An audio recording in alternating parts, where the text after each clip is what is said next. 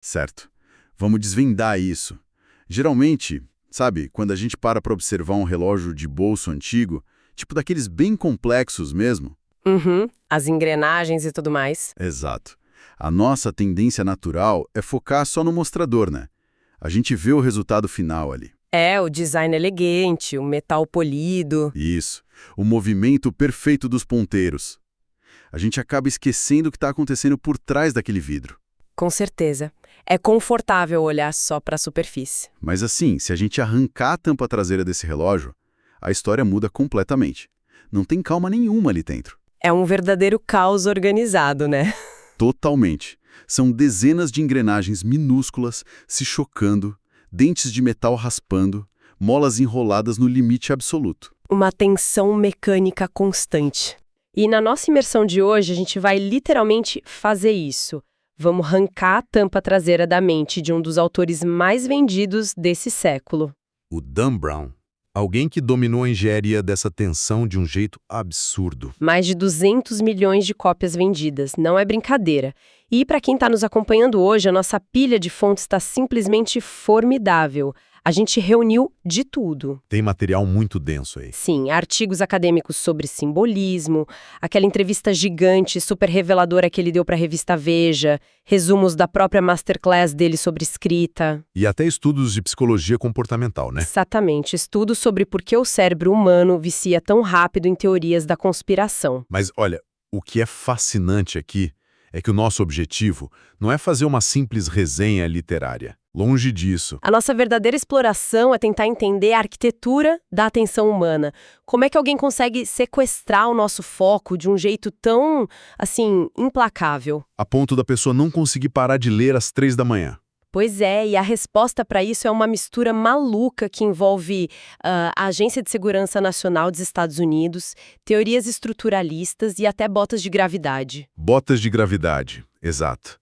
E o motivo pelo qual isso importa para todos nós hoje é muito claro. A gente vive na era da sobrecarga máxima de informação. Nossa atenção está fraturada o tempo todo. Epidemia de déficit de atenção, né? Então, entender como um mestre do suspense estrutura a informação pode ensinar qualquer um a ser um comunicador melhor e um pensador crítico bem mais ágil. Porque entender o maquinário ajuda a não ser engolido por ele. Perfeito. Então, para começar a decifrar isso, a gente precisa olhar para a fundação, o DNA biográfico, a gênese de toda essa sintaxe do Dan Brown. Temos que entender a mente antes de olhar para os livros. E a trajetória inicial dele é muito peculiar. Ele cresceu morando no campus da Phillips Exeter Academy, que é super prestigiada. E dentro de casa, ele vivia um contraste extremo. Os pais dele. Isso. O pai era professor de matemática de alto nível. Ou seja, ele representava aquela clareza estrutural, prova empírica, a razão pura e fria, sabe? A lógica pura. E do outro lado, a mãe dele. Ela era organista de igreja e estudiosa de música sacra. Caramba, que diferença. Sim, ela trazia para a mesa do jantar toda a carga da teologia cristã, o misticismo, o simbolismo dos rituais. E segundo aquele artigo da Innovative Academy que a gente analisou, isso é a chave de tudo. Porque para a grande maioria da sociedade, ciência e religião são inimigas viscerais. Água e óleo, né? Exato. Mas para ele, crescendo ali, essas duas visões de mundo coexistiam. Elas viraram sistemas de linguagem perfeitamente complementares. É como se ele fosse uma criança bilíngue, mas em vez de falar português e inglês, a mente dele falava lógica e fé ao mesmo tempo. É uma ótima analogia. E é louco pensar que a gente quase não conheceu essa mente bilíngue. Quase tudo deu errado no começo. Pois é, antes da explosão de O Código da Vinci, os 3 primeiros livros dele venderam super mal. Ele estava quase desistindo da carreira. Nossa, sério? Por um fio, então? Por um fio. Ele só decolou quando abraçou de vez essa dualidade. A crítica chama isso de poética simbólica. Nas obras dele, tipo, quando aparece um pentagrama ou o Santo Graal, não é só misticismo. Vira um problema matemático. Exato. É uma equação a ser decodificada. E tem um peso emocional real nisso. Naquela entrevista da Veja, ele contou que a perda recente da mãe fez ele questionar o próprio ceticismo sobre a vida após a morte. O que acabou inspirando aquele livro mais recente dele, O Segredo Final, que fala sobre noética. Isso mesmo. A noética, que é basicamente a ciência tentando provar como a mente pode afetar a matéria fisicamente. É o filho do matemático tentando usar a ciência para validar o mundo espiritual da mãe. É fascinante. É a fundação do estilo dele. Mas assim, ter essa visão de mundo é só o primeiro passo. A questão é como empacotar isso numa narrativa que suga a nossa alma, o que nos leva à engenharia do suspense. A parte mecânica do processo. Isso. Lendo o material da masterclass dele e os blogs de escrita que analisamos, a gente esbarra na famosa regra dos 3 Cs. Ah, os 3 Cs. Contrato, cadinho e cronômetro. Isso. O Contract, Crucible e Clock no original. Que é uma mecânica quase cruel, né? É muito metódico. O contrato é a promessa implícita logo de cara. Tipo, fica aqui que eu vou te mostrar o maior segredo do mundo. Mas só a promessa não segura ninguém. Exato. Aí entra o cadinho. É o muro, a armadilha, o que impede o personagem de só virar as costas, pegar um Uber e ir pra casa. E o cronômetro é o pavio aceso, a pressão do tempo esgotando. Só que parando para analisar, qualquer escritor iniciante conhece essas ferramentas. O que o Dan Brown faz de diferente é o lastro de pesquisa que sustenta esse caudilhos, esse cronômetro. O nível de detalhe é bizarro. Tem uma anedota nas fontes sobre o livro Fortaleza Digital que é perfeita para ilustrar isso. Nos anos 90, ele estava dando aula na Exeter e 2 agentes do serviço secreto americano invadiram o campus. Por causa de um e-mail de um aluno, né? Sim, um e-mail privado onde o aluno fez uma piada boba envolvendo segurança nacional. E para a cabeça bilingue e do Dan Brown, isso acendeu um holofote. Como o governo teve acesso a um e-mail privado instantaneamente? Exato. E isso tirou ele numa pesquisa insana sobre a NSA, a Agência de Segurança Nacional. Uma agência que foi fundada lá em 1952 pelo Truman, mas que até os anos 2000 era quase uma lenda urbana. Ninguém sabia o tamanho do poder deles. Quase ninguém. E ele pegou dados técnicos pesadíssimos. No livro, ele descreve o supercomputador Transtellar com 3 milhões de processadores operando em paralelo. É muita especificação técnica para um romance. Demais. Ele detalha códigos ASCII de 256 caracteres, explicando que quebrar um código desses na força bruta daria um número de tentativas na casa de 10 elevado a 120. Mas, olha, tem um motivo muito claro para ele colocar esses números monstruosos ali. Para criar escala. Mais que isso, para gerar claustrofobia. Quando você tem um protagonista humano, falho, enfrentando uma máquina que calcula 10 elevado a 100ª potência, o cadinho fica intransponível. A tecnologia vira um vilão opressor. Faz todo sentido. E a pesquisa vai até na origem das palavras. Tem um detalhe ótimo sobre a etimologia da palavra sincero. Ah, a história dos escultores espanhóis. Essa mesma, que os escultores renascentistas usavam cera para esconder rachaduras no mármore. E quando a escultura era perfeita, ela era rotulada como sincera, sem cera. E ele transforma essa curiosidade histórica na chave de um código mortal. É muito engenhoso. É engenhoso, mas eu fico me perguntando, peraí, tudo isso, contrato, cadinho, cronômetro, tabelas de criptografia... Isso não soa engessado? Exatamente. Não soa como uma fórmula de roteiro de Hollywood tipo receita de bolo. Onde fica a arte nisso tudo? Essa é a grande crítica que ele recebe. Mas a análise profunda responde que a arte não está no o quê.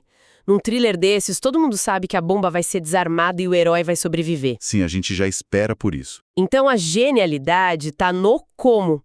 Como o herói sobrevive.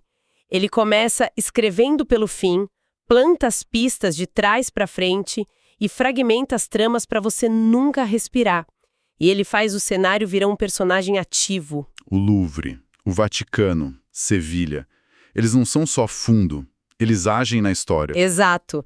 E, fazendo um parêntese essencial aqui, é importante destacar que quando a gente menciona os programas de vigilância da NSA ou invasão de privacidade, a gente está abordando isso puramente como ferramenta narrativa que ele usou, tá? Ah, sim, com certeza. A gente não está tomando nenhum partido político sobre o limite do poder do Estado ou espionagem. Não mesmo. A questão é que, literariamente, uma agência de inteligência invisível e gigantesca funciona de forma espetacular como antagonista. Totalmente. E isso nos puxa para o próximo ponto crucial da nossa imersão. porque toda essa engenharia em matemática do suspense falharia miseravelmente se não atacasse uma vulnerabilidade psicológica que todo ser humano tem. O jeito que a gente lida com a ambiguidade. Isso. Lendo a pesquisa da revista Scientia, a gente vê a aplicação de uma teoria literária brilhante, a teoria do fantástico do Tsvetan Todorov. Que originalmente fala sobre fantasmas, né? Isso, o foco do Todorov era a hesitação clássica. Tipo aquele momento em que o leitor e o personagem param e pensam: peraí, esse fantasma é real ou o protagonista está enlouquecendo? Uma dúvida sobrenatural. Só que o Dan Brown pega essa teoria e torce ela de uma forma genial. Nas obras dele, a hesitação não é sobre fantasmas, é uma hesitação puramente epistemológica. Ele borra a linha do que é fato histórico real e do que é pura ficção criada por ele. Exatamente. E isso aciona o gatilho da psicologia da conspiração. O estudo do Neil Heiser que a gente leu é muito revelador sobre isso. Sobre por que a gente ama uma teoria da conspiração. Sim. E a resposta é meio deprimente, na verdade. Tem a ver com a nossa ansiedade existencial. A mente humana abomina o caos absoluto. A gente rejeita a aleatoriedade. Rejeita com força. Na entrevista para Veja, isso fica bem claro. Se a gente pensar que o mundo é só uma roda gigante girando sem ninguém no controle e que coisas horríveis acontecem por pura falta de sorte, isso é aterrorizante. É insuportável de aceitar. É. Então, o cérebro prefere acreditar que existe uma cabala sombria, tipo os Illuminati, governos ocultos, bilionários malvados controlando tudo. Porque por mais cruéis que eles sejam, pelo menos tem alguém no volante. Pois é. Ter alguém no controle, mesmo que seja um vilão, conforta mais do que aceitar o caos aleatório. E a gente vê isso nos livros dele. Lembra do Papa fictício, Leão XIV? Sim, e nas zonas morais cinzentas que ele cria. Os vilões quase nunca são monstros rindo no escuro. Eles fazem atrocidades por razões que eles mesmos julgam ser éticas. Eles acreditam que estão salvando o mundo. É como se a gente fizesse uma analogia com um truque de mágica. O mágico sobe no palco e te mostra o fundo falso da cartola. Ele te explica o truque. E ainda assim, quando o coelho some, a plateia escolhe acreditar na ilusão. Porque o mundo com a mágica é bem mais fascinante do que a realidade fria. E ele faz isso brilhantemente com o que a gente chama de espaço de negociação do leitor. Como assim? Os símbolos que ele usa, o Santo Graal, uma pintura famosa, eles são polissêmicos, ou seja, eles já têm múltiplos significados na vida real. A genialidade dele é manter a hesitação deitada na nossa mesa até a última linha. Ele não te dá a resposta mastigada. Ele te deixa pendurado na dúvida. Exato. E claro, isso mexe num vespeiro enorme. Quando o Vaticano reage chamando as obras dele de saco de mentiras, a gente vê o poder real dessa ambiguidade na sociedade. Uma reação explosiva. Muito. E só para reforçar a nossa imparcialidade, a gente analisa essas reações do Vaticano e de religiosos estritamente como fenômenos culturais. A gente não está avaliando a validade dos dogmas de fé aqui. De forma alguma. A gente está olhando para o impacto cultural do texto, a força sociológica da narrativa. E a grande ironia disso tudo é que, para criar esse universo literário de caos, conspiração e mentiras, a rotina do criador é o extremo oposto disso. A rotina dele é quase insana. É um nível de disciplina estoica que beira o fanatismo. A gente leu sobre isso no blog The Pen Company. A rotina dele é de um relojoeiro obcecado. Ele acorda religiosamente de madrugada. Lá pelas 4 da manhã. 4 da manhã. E ele senta para escrever das 4 até as 11 da manhã todos os dias. E o detalhe, a meta dele não é de contagem de palavras, como muito escritor faz. O compromisso é com a cadeira. Ele tem que estar fisicamente sentado lá. Exato. Se não sair nada, ele continua sentado. Só que é aí que entram as excentricidades que viraram lenda. E que excentricidades, né? Eu fiquei chocado. Botas de gravidade. Para combater bloqueio criativo, ele calça aquelas botas e fica pendurado de cabeça para baixo no escritório. Como um morcego. Tipo isso, para forçar o sangue para a cabeça. Mas para mim, a ferramenta mais maluca é o computador dele. O software que congela a tela. Sim, ele programou o próprio computador para travar completamente a cada 60 minutos durante 1 minuto. E não é um aviso de vá beber água, o teclado trava. O computador obriga ele a parar. E nesse minuto ele é forçado a deitar no chão e fazer flexões de braço e abdominais. Ele só consegue voltar a digitar depois de suar. É um método mecânico para domar a biologia, né? E essa frieza de máquina vai para a edição também. Ele tem aquele sistema de cores que ele usa sem dó. Ah, sim. Verde, amarelo e vermelho. Isso. O que está em verde, fica. O amarelo é reescrita obrigatória. E o vermelho vai para o lixo, é deletado. Ele fala muito sobre a importância de desgastar a tecla delete. O famoso corte sem piedade. Porque a escrita, segundo ele, precisa ser transparente. Se o leitor tropeça no jeito que a frase foi construída, a ilusão quebra. O texto tem que sumir para a história aparecer. E tem um truque psicológico genial que ele usa para não travar no dia seguinte. Ele chama de arrumar a mesa para o café da manhã. Em vez de terminar o trabalho do dia colocando um ponto final bonito no fim de um capítulo, ele se obriga a escrever o primeiro parágrafo do capítulo seguinte. Mesmo que ele já esteja exausto. Mesmo exausto. Porque aí no outro dia, às 4 da manhã, não tem o terror da folha em branco. O motor já está ligado. É uma estratégia excelente. É excelente. Mas aí eu dou uma pausa e penso. O quê? A gente olha para ele acordando às 4 da manhã, se pendurando pelo pé. Mas se a gente comparar com outros gigantes, olha a diferença. O Obama escrevia os discursos e memórias dele das 10 da noite às 2 da manhã. Era uma coruja. Perfis noturnos. O Stephen King escreve umas horinhas e sempre tira uma soneca no meio da tarde. A Toni Morrison, ganhadora do Nobel, escrevia em pedacinhos de tempo livre que ela tinha no trem indo para o trabalho, porque não tinha esse luxo de horas livres. Realidades completamente diferentes. Então, será que esse negócio de se pendurar de cabeça para baixo não é só o tipo de excentricidade que autores milionários inventam para manter uma aura mística?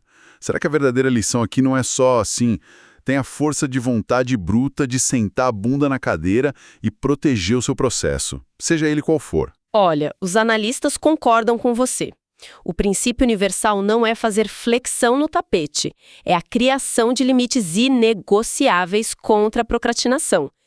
Como você levanta esse muro, não importa. O que importa é blindar o seu foco. E ter a disciplina de proteger as horas. Bom, então recapitulando essa nossa exploração. A gente começou vendo um menino cercado por matemática e música sacra, o que ensina a mente dele a mesclar lógica e fé. Aí, dissecamos a matemática dos 3 Cs, que cria aquele suspense frenético. Passamos pela psicologia da ambiguidade, entendendo como o medo humano do caos nos empurra para o conforto das teorias da conspiração, e terminamos olhando para um cara pendurado de cabeça para baixo às 4 da manhã, forçando o próprio limite para garantir que o processo aconteça. E olhando para o cenário atual e para o futuro, a entrevista dele para Veja traz um ponto muito forte. No livro Origem, ele lida com inteligência artificial, certo? Sim. E a visão dele é que a humanidade sempre transforma tecnologia nova em arma primeiro. O fogo, a roda, a energia nuclear. A gente sempre acha um jeito de usar para o mal no começo. Mas ele acredita que, no fim, os benefícios sociais superam os perigos. E o mais revelador, ele diz que a verdadeira ameaça distópica hoje não é uma IA maligna, são as redes sociais. A destruição do foco, né? Exato. Esses modelos de negócio foram desenhados para destruir a atenção contínua. Ler um romance requer tempo, silêncio e foco. E a gente está perdendo isso. Não é à toa que ele doou mais de 2 milhões de dólares para incentivar a leitura infantil e de jovens. Ele está literalmente apostando o dinheiro dele na sobrevivência da ficção de fôlego longo. É uma defesa desesperada da nossa imaginação. Com certeza. E para encerrar a nossa imersão de hoje, eu quero deixar uma provocação. Uma bomba filosófica mesmo para quem está escutando levar para a vida e pensar depois. Adoro, manda lá. A gente passou as últimas 2 décadas devorando esses livros dele. E nessas histórias, absolutamente tudo, um quadro renascentista, o formato de uma praça, um símbolo antigo, tudo esconde um código macabro ou uma conspiração. A hesitação constante do Todorov que a gente falou. Exato, borrando a linha entre fato e ficção de um jeito magistral. A minha pergunta é, será que, ao treinar milhões de leitores para sempre desconfiarem da história oficial, para sempre buscarem um padrão oculto onde na verdade só existe coincidência, a cultura pop não acabou condicionando acidentalmente a nossa sociedade para essa era da pós-verdade que a gente vive hoje? Caramba, é uma hipótese perturbadora. Sabe, será que os thrillers de sucesso prepararam o terreno fértil na mente das pessoas para as teorias da conspiração malucas do mundo real que inundam o WhatsApp e as redes hoje em dia? Fica esse convite para a gente pensar seriamente sobre quais narrativas a gente está consumindo. Porque, querendo ou não, elas esculpem o jeito que a gente enxerga a realidade. As engrenagens mudam a forma como a gente pensa. Exatamente. Muito obrigado a todo mundo que acompanhou. Fiquem atentos às engrenagens escondidas por trás das histórias. E até a nossa próxima exploração aprofundada.